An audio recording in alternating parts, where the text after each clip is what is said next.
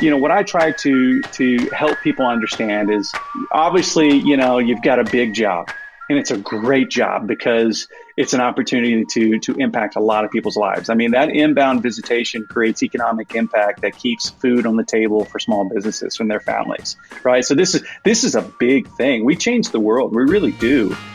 In destination marketing. Okay, welcome everybody to the Destination Marketing Podcast. I'm your host, Adam Stoker, along with my co-host, Jordan Barker. Hey, everyone. We touched on the color of Jordan's shirt last time. We actually are matching today. We're both kind of got the plaid thing going today. We do. We should maybe what we'll do is we'll take a picture and we'll throw it out on social media. I think that would be really good. That's a good call. But just of our shirts. I think our faces would detract from our listenership. Yeah, good call. Good point. Yeah. Yeah, we've got radio faces for sure. But we digress. Right.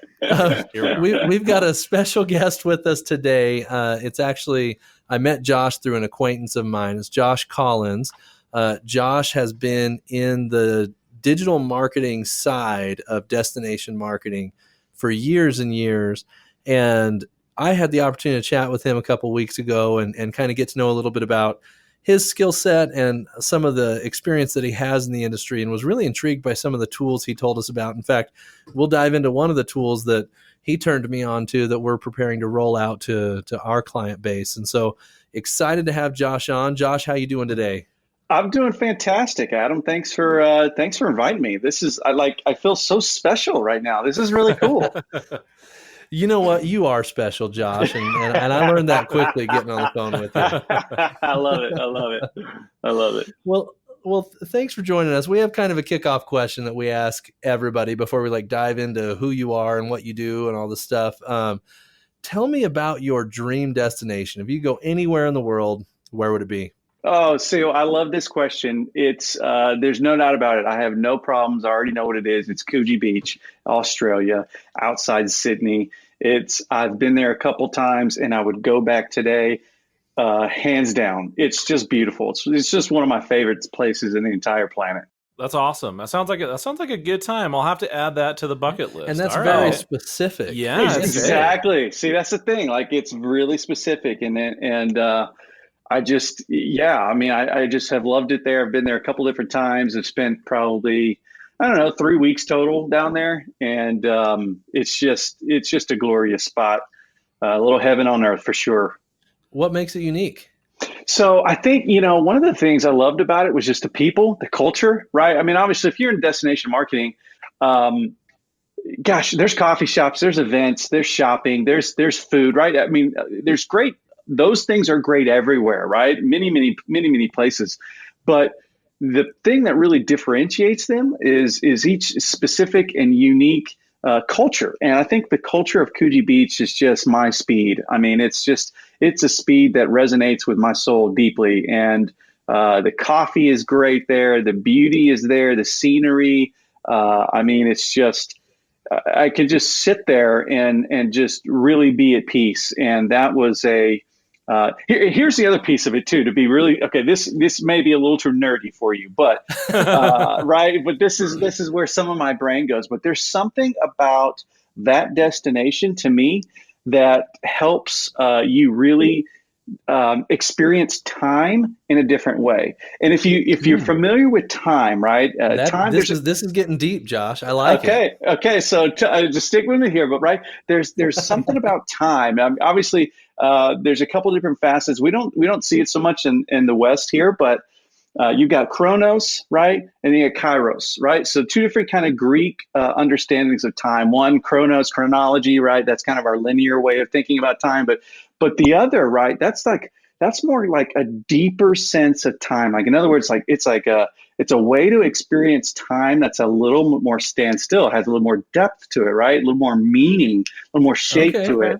And that's, ultimately, I think at the end of the day, that's what getting at destination marketing is all about, is how do you tap into those experiences to where the inbound consumer, the inbound traveler gets to truly leave everything behind, and they are just sucked into the life of a destination. And that's what ultimately then converts them to being, the next brand ambassador for that location. And then they go home and they tell all their friends, hey, I found something, you need to go experience this too. Does that make sense?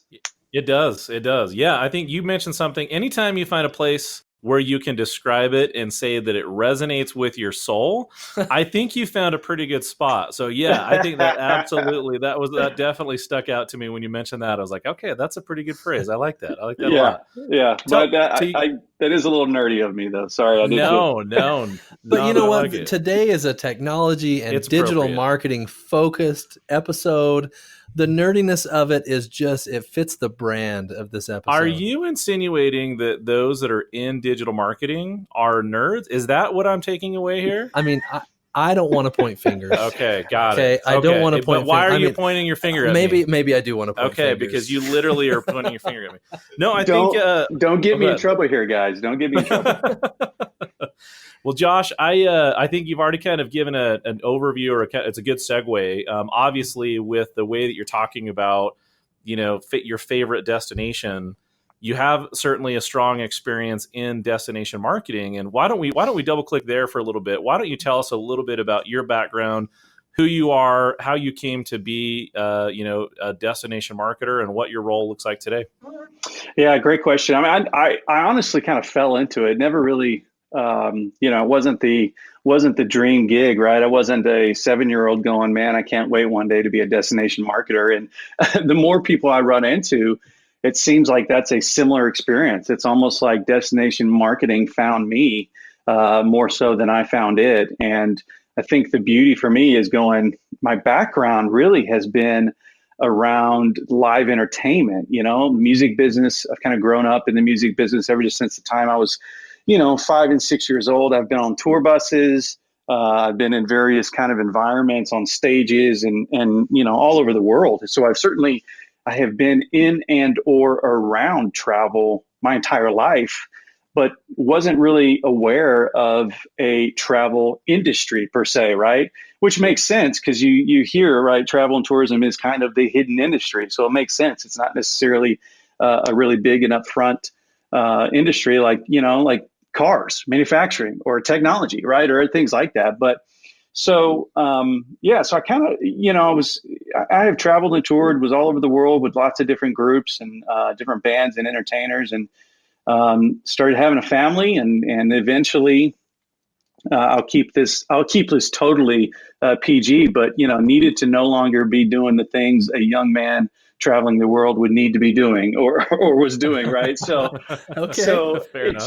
It was time to grow up, be a little healthier, and so through that I was an early adopter with technology, was very early on social and digital, and in fact, my earliest job as a teenager was the earliest. I was the youngest intern at Compact Computers in Houston, Texas, and have always had an affinity for technology and kind of a brain that thinks that way and can think about process and the way things work. And so it just was a natural thing for me to get into technology, and then to get into crafting and using technology to really build experiences that connected with consumers, right? So at the end of the day, I'm out with the Roots, for example. I was toured with the Roots for almost 5 years, and of course they're on Tonight Show with Fallon, and we're out there, and it's like it's really all at the end of the day, it's about creating an incredible experience where this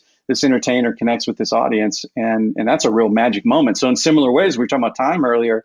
It's the same thing. It's like, how do we create this experience where time almost seems to slow down and everyone walks away going, that was one of the most incredible things I've ever seen or been a part of, right?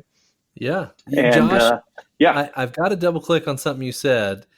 You've mentioned a couple times that you traveled around with bands, toured with bands. Are you a musician? Well, I am. So I do play and enjoy that. But my guitar's right to the right here, and I'm not going to pick it up for you. How about that? I definitely, come on, man, play us a song. I definitely don't want to embarrass myself, but yeah. So I do play. I learned early on. I guess this was around college. That being on that side of the business wasn't something that I really wanted to pursue. It just wasn't. I knew that I wanted to be on the side of, on the production side, deploying technologies, engaging with the audiences, really kind of creating the platform, so to speak, for that artist to connect with their audience. that seemed to be more of the rhythm I wanted to participate in. Interesting. Yeah. So then Yeah. you kind of segued that then into tourism, and you settled in. I believe you were in Tennessee. Is that correct? Yep, that's right. So was really kind of recruited more or less to Franklin, Tennessee, just south of Nashville. Obviously, everybody knows Nashville is kind of music city, right? Yep. Austin is known for its live music, right? It's the live music capital of the world, and Nashville is music city, right? Equally well known for great music. And so, Franklin was the community I lived in. It's where my roots were, certainly. The community I love to serve and cared so deeply about. And so to the opportunity to kind of come alongside this, at that time, this really young brand, this really young digital brand, digital presence, which, had placeholders, right, of social handles and, a website that just needed to evolve quickly and on and on and on. And so, I just quickly kind of came in and just started running, doing what I know to do, and creating the platform. And essentially 5 years later, it's just like it's totally different game, and have been able to really experience a ton of success, taking kind of the worldview and the thought of how do you connect with an audience and how do you create experiences for that audience that, one, don't just connect, but that resonate as being truthful, right? That are congruent. Uh-huh. And when those things are congruent, in other words, when there's an integrity to them, that's when you can really activate the audience to do for you what is the best marketing out there. That's the word of mouth, right? That's the friend telling another friend. That's the sharing, the social sharing, all that kind of stuff. So that's kind of a long story, short story kind of a thing, or short way of kind of putting it. But kind of fell into digital, destination marketing, and have loved it, right? And just have met so many great people, and get to explore tons of great technologies, and doing it all too. That's awesome. And just recently, you made the fateful decision to go from the client side to the agency side. Is that correct? Yeah, you know what? This is it is. It's I have a friend who's like, "Oh, you've come over to the dark side now." And so but no, you know what? Here's how I look at it, right? So I have been fortunate to have been brought on to a Street Sense, which is a really incredible agency based out of DC, and they're all about creating brands people love and places people love to be, and that is, I think, a great way of thinking that I can really get behind. Right? They're a really good experience-based, experience-focused collective of creative people that work in a lot of different industries. Right? So they cross a lot of boundaries, from food and beverage to hospitality to retail, multifamily. I mean, on and on and on, real estate to, of course, travel and tourism to destinations. So I've been brought on to kind of lead and iterate the destination practice there. And, I'm excited because I get so much joy out of coming alongside other people, helping them grow, leading them to, kind of where they want to go. Right. And so I've always found great joy in partnering with my fellow destination marketers, or whether it be, leading and teaching social media or digital, or thinking experience curation, all these kinds of things. And so this gives me the opportunity to kind of do that at scale now. And so I'm super excited about it. Well, welcome to the dark side, I guess, right? Yeah. It's interesting. We're obviously talking about technology, and marketing technology specifically is one of my favorite topics. And, Adam obviously called me out for being a nerd. And look, I'm getting there. You're getting there, right? Yeah. You're getting there too, right? You're coming around to this whole digital marketing technology. The Googles. Yeah, you're on board. Googles. Right. But one of the common questions that we get, and I'm curious to see if your experience has been the same.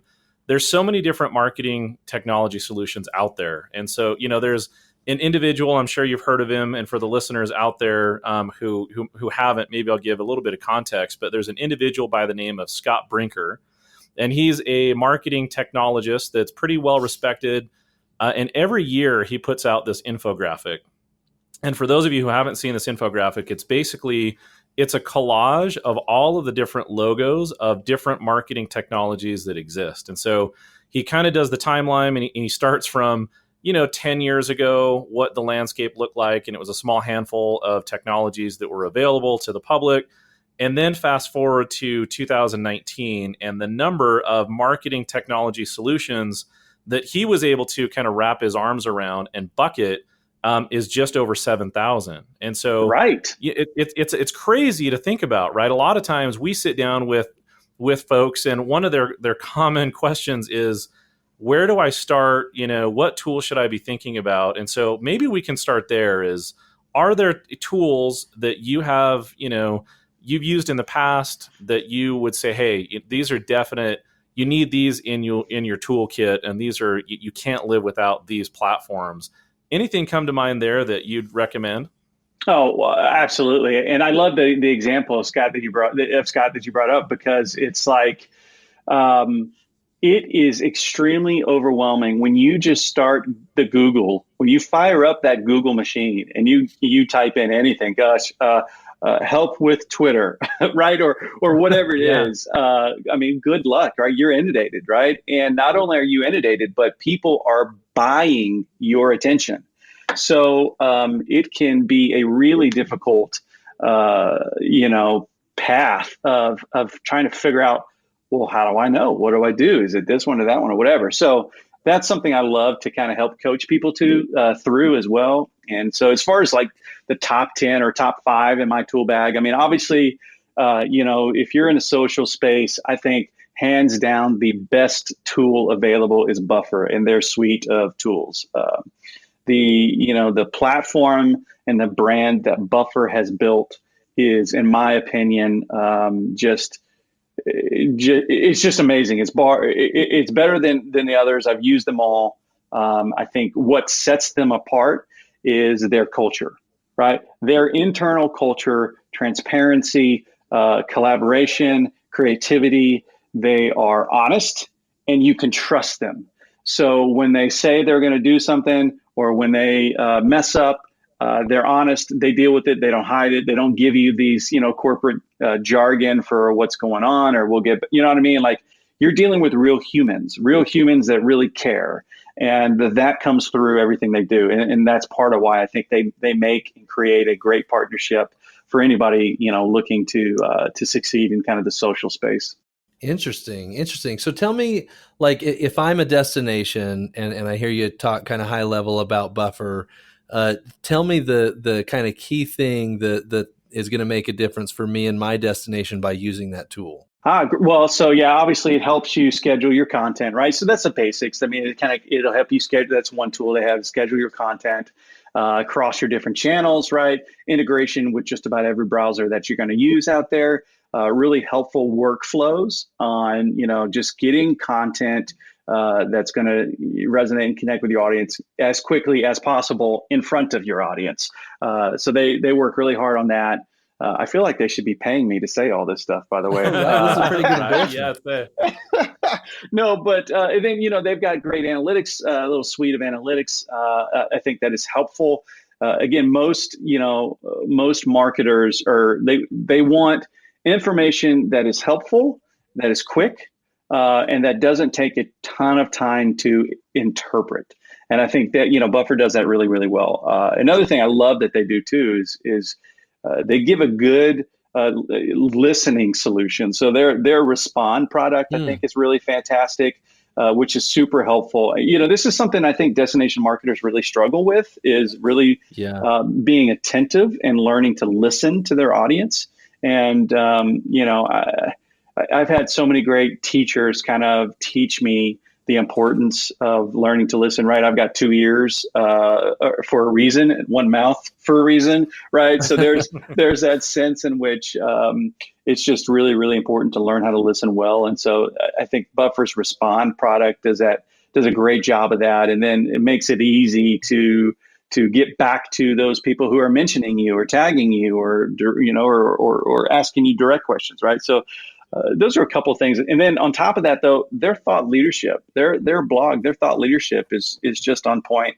Their data driven approach. Their hey, we've studied this. We've studied 6 million posts on the Facebook, and here's what you need to think about. I mean, that kind of stuff is just really helpful as well. And I think a great kind of essentially an all-in-one solution, if you will. If you've got a limited amount of time, that's where I point people at a lot. That's great. You mentioned their social listening tool.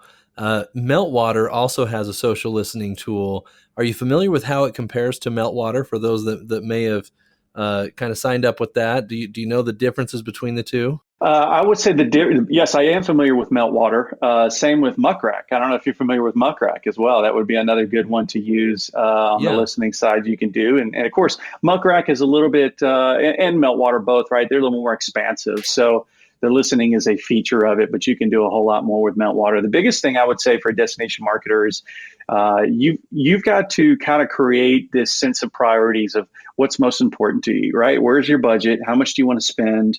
So it's, if you're considering Meltwater, then you're in a different ballpark for what you're wanting to do than what you're probably looking to do with Buffer. Does that make sense? Yeah. So price wise, Buffer is probably going to be a lot more affordable than for a destination on a limited budget. Is that fair to say? 100%.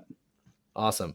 But yeah, Meltwater's a great tool. I mean, it's a great tool to build reports. And I think when you are looking at, again, doing something at scale, I think Meltwater, and if you have a team, right? If you've got a really advanced team and you've got, say you've got a social person and say you've got another PR person and say you've got, a coordinator, right? And you can kind of create a team-based approach to listening and kind of monitoring online engagement.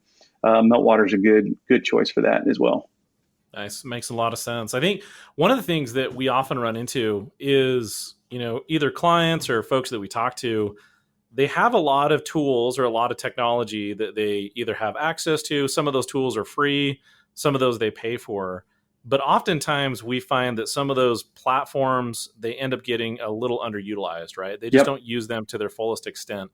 Is there anything that you've seen that you feel like a lot of digital marketers, specifically destination marketers, are underutilizing or under leveraging that you feel like, man, there's a ton of opportunity that they could, take advantage of something a little bit better there? Oh, that's a great question. The biggest thing comes to my mind is email. I'm like, I mean, whatever you're using, whichever ESP, email service provider you want to use, whether you're using MailChimp or Emma or Constant Contact or whoever, right? It doesn't matter what it is. Use it. Get in it, right? Get in it, use it, segment, build some workflows on, hey, user does this, user clicks this, right? Or user subscribes. They should immediately get something in their inbox welcoming them, right? Create an onboarding storytelling sequence, right? The email is the most underutilized platform, I would say, bar none, in destination marketing. Wait, isn't email marketing dead though? Like, I think you're absolutely right. I think we, it's funny. I think that sparks another follow-up question. I think, for us, we definitely hear that email marketing, they're like, man, email marketing is dead, right? Isn't it? And it's like, well, no, it's actually one of your most cost-effective channels because you get someone to give you their contact info, and then you have the opportunity to nurture that relationship and have a real dialogue with that person, right? So couldn't agree with you more. Can I add to that? Yeah, is that please. All right? Yeah, go for it. There's so much that we do in tourism marketing that's top of funnel, right? So everything that we do, it's like, oh man, here's one brand touch, right? But when someone gives you the permission to market to them on a continuing basis, it essentially allows you to actually monitor their experience through the funnel, which you don't get to do any other way. And when you're dealing with an industry like tourism that has such a difficult problem with attribution and trying to connect the ad to the actual booking that took place, how could you not focus on email as a very central point of what you're doing? Because otherwise you don't have that visibility into the buyer journey. Okay, so you just triggered me because you used a really good word, all right? And Interesting. what you're getting at too, though, is a little bit of like if I have if I have a bully pulpit I want to get on, right? It's a little bit of this, and it's like, what is the purpose of a destination marketing organization? Why do they exist? What is their job, right? By drilling into that, spending an enormous amount of time in the upper funnel, right, really dilutes the purpose of why they get because of the difficulty in attribution, right? Because of that, it makes it really, really hard to create and drive these incremental visitors, right? That's the word, is incremental. And you don't hear that enough, right? A destination marketing organization exists to drive incremental visitors, right? But we don't spend enough time identifying that and talking about that because there's naturally like people travel, right? People travel all over the world, right? It's something like, I don't even remember the last time I looked at it, it was something like $3 billion a day are spent in the US alone just through travel, right? So it's kind of crazy how much money is behind travel, but yet the DMO's goal is to go out and drive incremental visitors, right? And so Right. the word that you used though that triggered me was permission. And Yeah. that is such a key way of thinking about email. And so if you think, here's this real person, this gave me permission, and so I need to treat that permission with the respect and the trust that deserves. Then what you see is that cost per acquisition versus the lifetime value of that person. Yep. There's just no comparison to any other channel on the planet. There's no comparison. The return from email is easily 150 to 1 greater than what you see on social or display or programmatic or whatever other channel you want to talk about. Yeah. So glad you brought that up. I think that's a great point. And I think we share the same philosophy there, Yeah. which is really good. A question that I have and we could talk email marketing all day long, and maybe Of one day we'll course. do a separate episode just about email marketing. I think that would be great, especially when you start diving into like nurture logic and moving people to different stages of the funnel. I think we could have a lot of fun with that. But when we talk about personalization, you turned me on to a technology a few weeks ago when we chatted called Bound 360. In fact, we've even got them scheduled as a guest on the podcast because I love their technology. Do you want to give us an overview? I do. Bound, Adriana, if you're listening, you know my address. I'll expect that check coming shortly. No, but I'm so glad to hear that you've connected with them because great tool, all around great tool. And again, a great technology and a great company for a destination marketing organization to partner with. Because again, if you're thinking about trying to do something together over the long haul, then you want to know that you're aligned, right? You want to know that you both think similar, that you're both in it. You want to walk away going, I know that they've got my back and that I'm not just a means to their end, but that we really are in this together. And that's what makes Bound so great. So they truly do love the destination marketing space. They love the destinations that they work with. They're generally, just really good human beings too. And it just all of that together works together to create this great partner and partnership for a technology platform to deliver something like personalization on your website. It's fantastic. Yeah, what I love about Bound, I mean, the cool thing so far about them that we've seen, their pricing. I mean, obviously the features and the benefit to the user is phenomenal. I mean, personalization though has been around for several years. It's just so expensive, right? There's great enterprise solutions. And so what really impressed me was when we had a chance to demo the product is, I mean, it's very robust in its feature set, but it's also pretty affordable for folks that are in the destination space who don't have these massive, massive budgets, but they still want to deliver a personalized, tailored experience. I think it's a great fit. So yeah, we're excited to talk to them for sure on the podcast.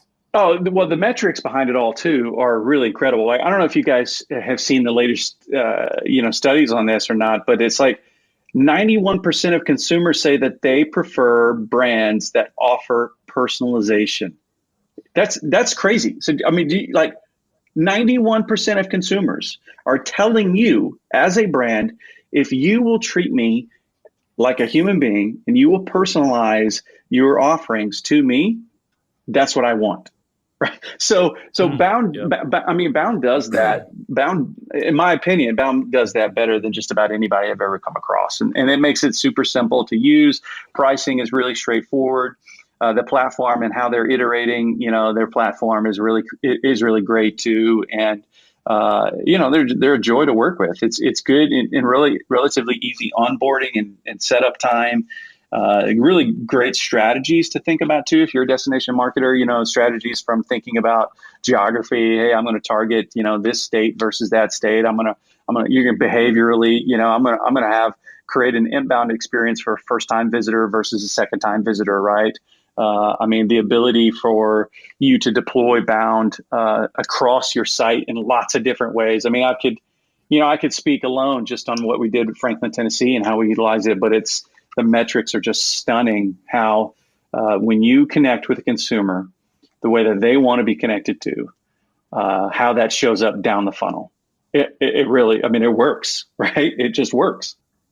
Yeah. So, you talk about how technology can really enable the user experience, right? And that you can actually take those results and you can quantify those and see the impact that a piece of marketing technology can have on the user experience. And, for you as a marketer, obviously there's benefit to the visitor or the end user as well.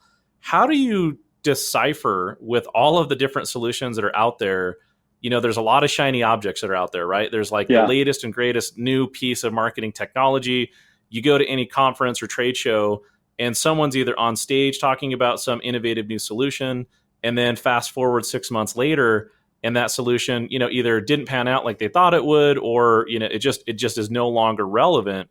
So how do you kind of avoid all of it? Because everyone is getting hit up. Everyone's getting emailed and reached out to, right, saying, hey, I've got the solution for you. How do you decipher those that are legit, pieces of technology like Bound, for example, that can help really tailor that experience versus, outside of personalization even? How do you think about that? That's such a great question. And I'm probably not going to give you or give those looking to do this well a great solution here. But because here's what I figured out for me. Chances are, if you hit me up in the way that I haven't given you permission to do, that tells me off the bat, we're probably not going to work together, right? That just tells me off the bat because I've not given you permission to do that. And it's intrusive. And if you think that it's okay to be intrusive, that's a pretty big clue to me. It's a big enough clue to me that tells me I'm going to not be the early adopter for you, right? If that makes sense. And for me, it has been through building and creating relationships that where I have found the best work has come out of that, right? And so that's what I hope, and this is some of what I love. I get to do at Street Sense, right? Is help destinations vet technologies, right? Hey, let's talk about it. If you got a question, how do I know what to use, and how should I use it, or what? That's certainly a fun part of the job. But I tell people all the time, it's in a way, if this isn't somebody, or if this, if who you're talking to, if you wouldn't want to invite them over your house and have dinner with them with your family, it's probably not somebody you want to work with. Now, that's just me, right? Not everybody's like that, right? I know that I'm different in that way, but I have just found that the culture fit has got to be, it's got to match. There has got to be some resonance between what they're doing, what this potential technology or this partner or this business, what they're going after, how they're going about solving the problems that they're going after solving. There's got to be some resonance between that and what I'm trying to do as a destination. And if they basically what you're saying, Josh, and sorry to interrupt you, but basically what you're saying is you want the exact thing that a visitor wants, right? Yes. You want to be marketed to the same way a visitor wants the destination to market to them. You want someone who's going to listen. You want somebody who's going to identify a challenge you're having in your destination and will actually tell you how their specific technology will solve a problem that it's clear that you have. To me, it sounds like listening and marketing to you the same way visitors want to be marketed to is the solution there. Well, 100%. I mean, it's like there's no difference, right? At the end of the day, we're both human beings, and we both have, uh, you know, things. We got problems, we got challenges we're trying to conquer or solve or whatever it is. And so, no, you're absolutely right there. It seems common sense, though, right? I mean, am I wrong Yeah. here? Like, It Yeah. it sounds so easy when you say it, you know? Hey, we could talk all day long, Josh, right? I want to talk about just a couple more things, and then we probably have just a few more minutes here. But one of the things that we really like to do with the people that we talk to and some of our clients is there's a lot of technology out there that allows you to really gather great competitive intel on your competitors, right? And several of the technologies that we use, one of the things is ever since all the privacy issues that have been out there, Facebook now shares all of the ads on a competitor's Facebook page that they're running for the sake of transparency, right? So if you see an sure. ad, you want to know if it's legit, you can go look at their Facebook page and see if it is. Well, that's the intention of it. But the unintended consequence is I can see everything my competitor is doing just Yeah. by looking at their Facebook ads. Another one that we use is called SpyFu, which Oh, will really yeah. give us insight into their pay-per-click spend, the keywords that they're targeting, and a lot of other directional data. And then we use a technology called Moat, where you can MOAT, where you can actually see the banner ads that they're running with display. Is there any competitive tools to generate easy intel and understand where you stand in the marketplace that you've seen that maybe I haven't mentioned here? Well, I love that you brought up Spy Food because I think it's really, really good, right? That's a great one. I mean, I think uh, there's some other great SEO competitor tools, but I've loved Spy Food as well. Moat, right? Again, I'm just with you on these because they're fantastic. Now, as far as I wouldn't say that this is competitor research, but I would say another space that a destination marketer needs to be playing in, or at least learning to listen is in some kind of software or tool that's giving them a sense of what users actually are in fact doing on their website, right? Yeah. I mean, analytics, using Google Analytics is fantastic. You should learn that. You should learn how to use it. You should learn how to listen to that data and how to interpret it. But what it won't show you is it won't tell you how a user engages your site and whether they know what to click and if they're clicking what you want them to click, right? So using a tool like Hotjar, or using a tool like Crazy Egg. I mean, there's just so many that are out there, right? There's Yep. It's Specklet, Mouse Stats, and they all offer various freemium kind of levels to where you can record 1,000 sessions a day or 1,000 sessions a month or whatever it is, and you can go in and you can look at those and actually see, what I'm wanting to do as a destination marketer is I'm wanting the visitor to request that visitor guide, that inbound visitor. I want them to request that guide, but they're not because they don't know where the button is, or you're right. I mean, there's all kinds of things, right? That those tools are really, really helpful to a tourism marketer. Yeah, it makes sense. A lot of sense. I think that, like you said, a lot of tools out there available, to get some really good competitive insight. I guess one last question that I have for you, a lot of the folks that we talk to, they are responsible for marketing as one aspect of their role, right, within a tourism Yes. office. Yep. It might not be their full-time focus, right? So a lot of times digital marketing can sometimes be a little overwhelming. It's a bit of a black box, or maybe it's something that's a little nebulous for them to comprehend and wrap their head around. What advice would you have for someone that maybe might find themselves in that situation, or maybe they just started and they're just trying to figure out where to begin and where to start? What advice would you have for that person? Hire me. I mean, come on, this is easy. That's what I'm here Tee for, that one up. baby. Yep, tee Yeah, that one up. Yep. that was too easy. No, thanks. That's such a great question because I'm privileged every year to get to speak and lead some of the digital track at eTourism Summit, which is a great conference in San Francisco in October every year. And in that conference, I always ask people, the audience, I'm like, okay, raise your hand if this is your first time coming. And there's easily, a good percentage of those in attendance that this is their first time. And then I'll be like, how many in the audience are a team of one? You are a small team. You are a small bureau. You're a team of one. And overwhelmingly, the majority of the room raises their hand, right? That's what makes this conference so great. It's because it's just, you got to get practical. There's no jargon. Nobody can get away with just like, using the buzzwords on here, right? Like we've got to it's got to be real. And so I love that. And so I think, what I try to help people understand is obviously, you've got a big job. And it's a great job because it's an opportunity to impact a lot of people's lives. I mean, that inbound visitation creates economic impact that keeps food on the table for small businesses and their families, right? So this is a big thing. We change the world. We really do in destination marketing. So kind of keeping that in focus and understanding, okay, what's the next best thing? What can I do? What's the small thing? And then learning how to get disciplined just about time. Learning how, social media can be kind of a giant vortex that just sucks time away from you. So learning how to set boundaries, I think, learning how to manage your time really, really well, and then figure out, okay, if my brand, we realize our primary audience or our best and highest converting audience is only on Twitter, great. Leave the others alone, right? Focus on Twitter, right? Yep. Develop a good email strategy, right?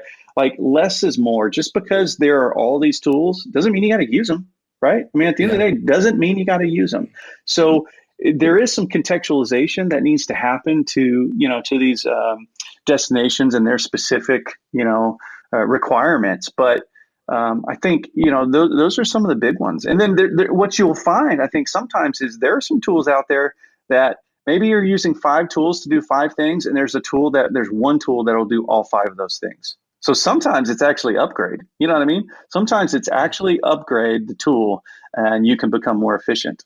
That's kind of the beauty of technology too, though. That's great advice. And it's always evolving. And so, going to those conferences like eTourism Summit, I actually think that's a great way to stay on top of it and understand what the landscape is looking like. Josh, this has been a blast. And I think we could do this for 2 hours. Probably. Oh, totally. But I think if we nerd out for too long, we may lose a little bit of listenership. And we think 40 minutes is probably about the sweet spot for that. I appreciate thank you for coming on today. Yeah, absolutely. Thanks for having me on. I appreciate it. It's been a blast. I think we'd love to have you on again at a later time if you're willing to join us again. Sure. Would love to. You guys are my new best friends. Yes. I like it. And we all need to go to that beach in Australia. What is it? The Coogee Beach. That's right. Coogee Beach. Okay. Coogee Beach. Okay. On it. Well, thanks again, Josh. I want to remind everyone who's listening that we have a LinkedIn group called Destination Marketers, and we invite everybody to go find that group on LinkedIn, request to join. If you're a destination marketer, we're going to give you access to it. It's a community where everybody is helping each other understand new technologies, asking questions. We had somebody ask just the other day if anybody's seeing success on Twitter for destination marketing, and had a short discussion there. And hopefully we can continue to grow that community so that destinations have a resource that allows them to ask questions and continue to grow as a destination marketer. So please seek that out. It's the Destination Marketers LinkedIn group, and join us. Let's all grow together. This has been another episode of the Destination Marketing Podcast with Adam Stoker and Jordan Barker, along with our guest, Josh Collins. Thank you so much for joining us, and we'll talk to you next time.